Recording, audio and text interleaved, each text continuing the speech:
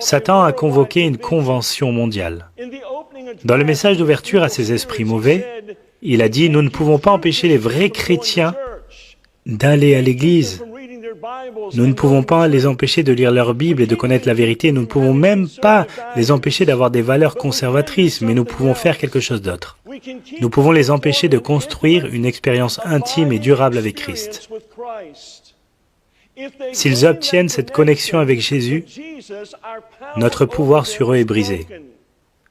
Donc laissez-les aller à l'église, lire leur Bible et avoir leur style de vie conservateur, mais volez leur temps, afin qu'ils n'aient pas le temps d'avoir une relation intime avec Christ. Voilà ce que je veux que vous fassiez, les distraire de l'attachement à Jésus-Christ et du maintien de cette connexion vitale tout au long de la journée. Comment ferons-nous ça, ont-ils demandé? Gardez-les occupés dans les choses non essentielles de la vie et inventez de multiples plans pour occuper leur esprit. Tentez-les à dépenser et dépenser et à emprunter, convaincre les jeunes épouses qu'elles doivent travailler et les maris qu'ils doivent travailler 6 jours par semaine pendant 10 à 12 heures par jour afin qu'ils puissent se permettre leur train de vie. Empêchez-les de passer du temps avec leurs enfants. Tandis que leur famille se disloque, bientôt leur maison n'offrira aucune échappatoire à la pression du travail. Surstimulez leur esprit afin qu'ils ne puissent pas entendre cette petite voix calme. Incitez-les à écouter la stéréo pendant qu'ils conduisent. Faites qu'ils gardent la TV, les vidéos ou les CD constamment allumés dans leur maison. Assurez-vous que tous les restaurants et magasins dans le monde diffusent constamment de la musique. Cela va brouiller leur esprit et briser leur union avec Christ. Remplissez leur esprit d'informations et de météo 24 heures par jour.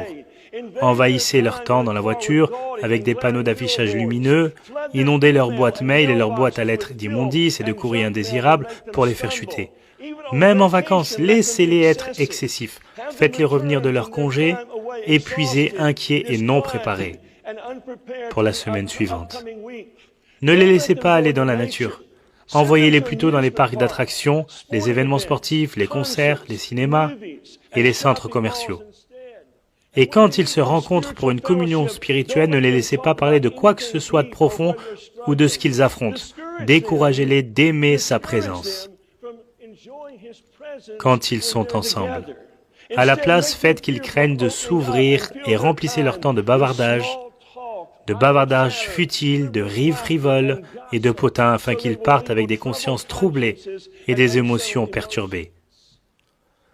Laissez-les participer à la conquête des âmes, mais remplissez leur vie de tellement de bonnes causes afin qu'ils n'aient pas de temps pour chercher la force de Christ. Bientôt, ils travailleront avec leur propre force, sacrifiant leur famille et leur santé pour la vision. C'était presque une convention. À la fin, les esprits démoniaques se sont rendus avec empressement à leur mission, entraînant les chrétiens partout à être occupés par la vie et à les éloigner de celui qui est la vie. Ont-ils réussi? Vous jugez.